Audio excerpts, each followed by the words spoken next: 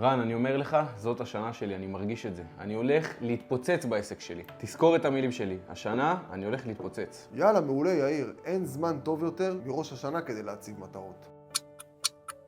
שמע רן, זאת הייתה שנה פשוט מטורפת. כמה פרויקטים, כמה עשייה.